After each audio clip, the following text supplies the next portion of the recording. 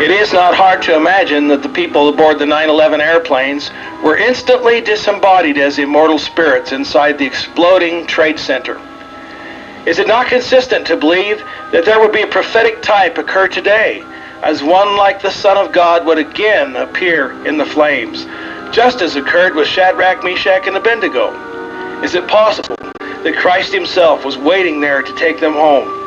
For as disembodied spirits, the fire could no longer burn them, nor consume their immortal souls, as they beheld Christ in their midst on September 11th. It was that same power that brought America together because of this millennial event, paralleling the tree of life and the burning bush. Behold, I am Jesus Christ, and I come quickly.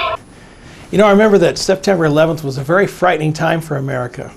I felt like we were losing control and struggling, and we all felt helpless, and yet angry, irritated inside that someone had done this to America. And you know, I felt so sad for the people that died, and so helpless, not knowing what to do. And yet this whole tragedy brought us together as one. And I think the spiritual value of this is that we all did become one for a while. And I think September 12th was really the telling miracle of what happened when America came together. We hear people trashing this war, and here's convincing evidence that the war is God's will. You know, where are all the national ministers that should be behind this discovery? They got behind Y2K, so where are they now? When you go through this evidence and confirm the connections, you come away with a lot of confirmation. The biblical evidence just keeps adding and adding until you see the pieces or the puzzle come together by God's design. The details match perfect history being mapped out long ago. There are no unmatching clues. If Saddam Hussein hadn't rebuilt Babylon, there would not have been a modern Babylon type to link all of these connections together with 9/11. Saddam became a modern link to the past and present prophecies, bringing America into prophecy. We have located all of the clues given to us by Daniel, and they perfectly match 9/11 and the Iraq War. We have located dozens of fulfilled prophecies because every clue found opens up a second clue and a third and a fourth clue, and on until it completes itself within a perfect system in context. This has never happened previously.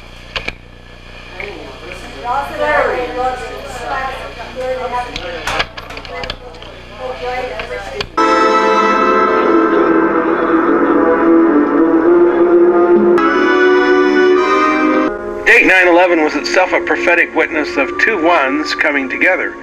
The first plane was incredibly Flight 11. It had 2 pilots and 9 flight attendants, equaling 11 crew members. 92 passengers were on Flight 11. 9 plus 2 equals 11.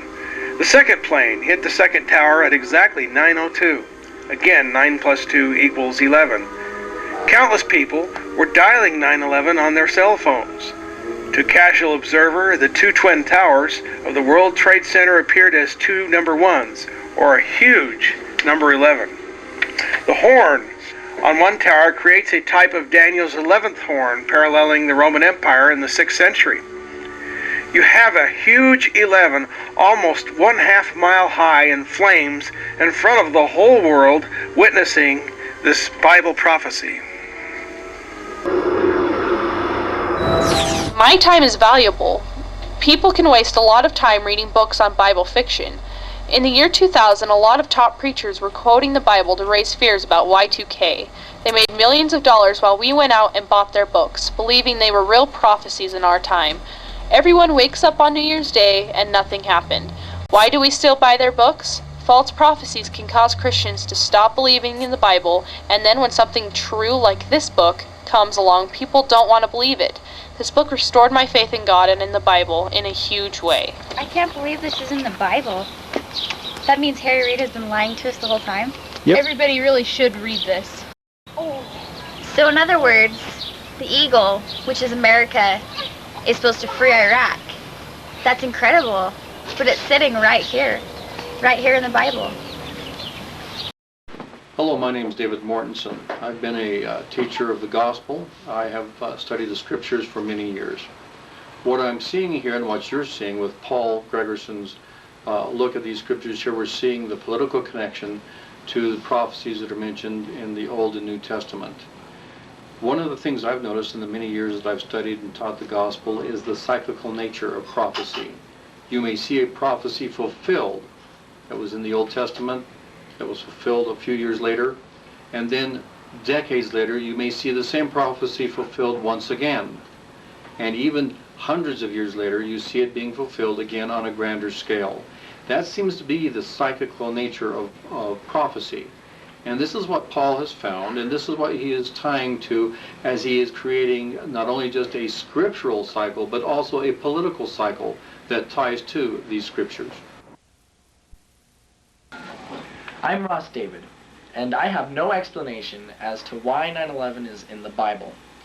If this discovery is true, it will be the first time anyone ever successfully linked Bible prophecy to our day in a convincing way. I have to say that my opinion is that any Christian in the world is gonna want this. This is something everyone's looking for. It's gonna fulfill so many prophecies in the scriptures that, like, some prophecies people don't even know about. Like if you think about back on the Da Vinci Code, which was fantasy and fictional, it wasn't real, but it definitely caught people's attention to how things can still be put together in today's times. Well, I'd have to say this is something that's going to be huge. Just looking at it and listening to it, this is something that most people can't even comprehend. I mean, this is bringing the past back into the future. Have you ever drove in circles for what seemed like hours looking for an address, or failed to have the correct address? Well, that's what Christians feel like, who sincerely want to understand the prophecies and instead get the same runaround by reading each new book claiming new prophetic insights. Myself, I'm so tired of Bible fiction books which sell false hopes that I would never write a book on prophecy unless I could connect all the dots for people who take the time to read my book. Anything less is spiritual deceit and willful deception for personal gain. I will hold myself accountable to my readers by delivering exactly what I promise. Every dot will be connected, and each assertion will have biblical foundation. I will actually show you in the Bible where Saddam Hussein did have direct connections to the terrorists who came into Iraq, and how an evil coalition would cause the towers to fall and bring great slaughter in the month of September on 9/11. I simply believe that much of the criticism coming from the mainstream media about Iraq and our president are false. They're like a big, huge, dead tree. There's no life, and it cannot bear fruit because the whole thing is nothing but a big lie. Once again, the media makes a problem this big into a monster this big in order to perpetuate the big lie. Most of the mainstream media are no longer relaying true information to us folks. Most of its commentators are left and far left. You can no longer trust them any more than you can trust the tabloids for getting accurate information about your president or the Iraq war. You will learn that tornadoes and earthquakes and seas heaving beyond their bounds are signs of the second coming of Christ and not global warming. Christ said all these things must come to pass before he can come. He warned us to not let our hearts be troubled because of all these things which must come to pass. Global warming fears are therefore Satan seeking to make us afraid of the end times.